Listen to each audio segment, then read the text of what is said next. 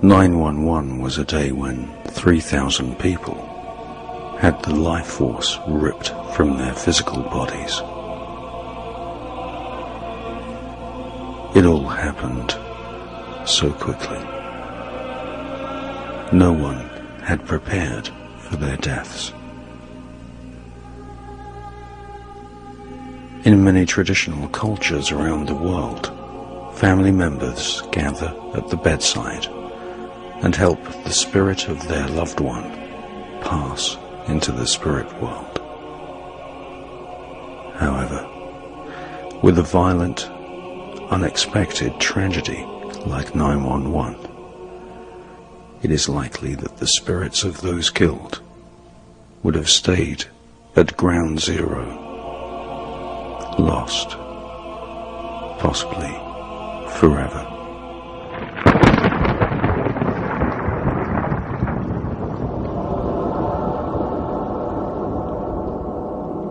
When they do their terrorist events to blame on someone else, they are very ritualistic in nature in terms of when they're done, where they're done, and how they're done. So 9/11, I mean 9/11, what do you dial for an emergency in America? 9/11. Yes.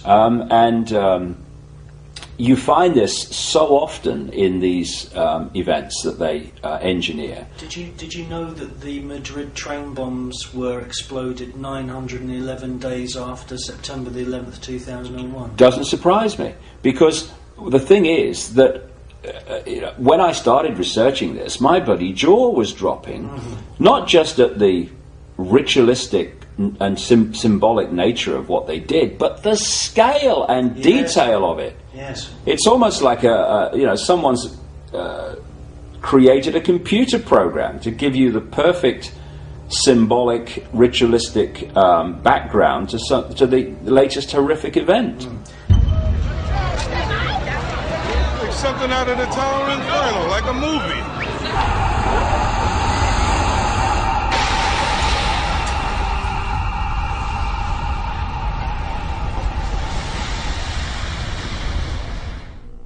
Now, in your book, Alice in Wonderland and the World Trade Center disaster, you actually point out that those twin towers are symbolic architectural edifices, which I think you compared them to the twin pillars of Freemasonry, Jachin and Boaz.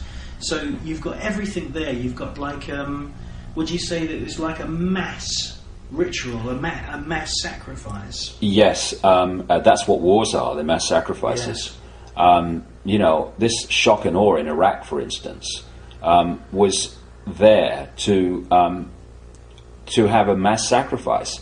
We don't target civilians is absolute nonsense. Of course they target civilians. They want as many dead people as possible. And of course Iraq, the former land of Sumer and Babylon, has enormous significance to these people, because they go back to that period and that area of Babylon, etc. In fact, what we're seeing now is global Babylon when you look at the symbolism of Babylon. Yes. And for them to kill all those people there, it is a mass ritual sacrifice. Get in here! Get away from the flag! Oh, my is out there! My is out there! The whole building, watch the debris come down the street. Don't open the door, get away from the window. Get away from the window. Don't open it! Get behind! Oh my God, thank you, thank you, thank you! Oh my God! Oh my God! You're right! Oh my God, you saved my life! You saved my life! Thank you! Thank you! Thank you! Thank you!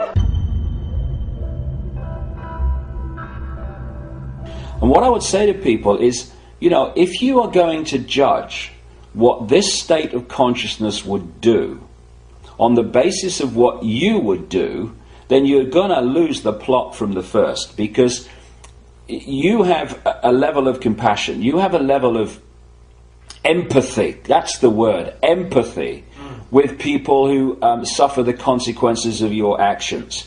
That empathy is what balances out your behavior towards someone else because you have empathy with the consequences for them.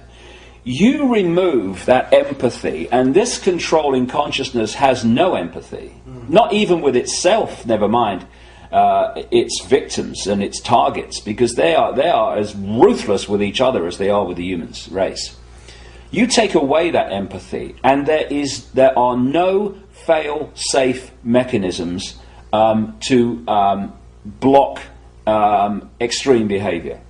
So, whoa, the people who run America wouldn't kill 3,000 of their own people. What? They'd have a party.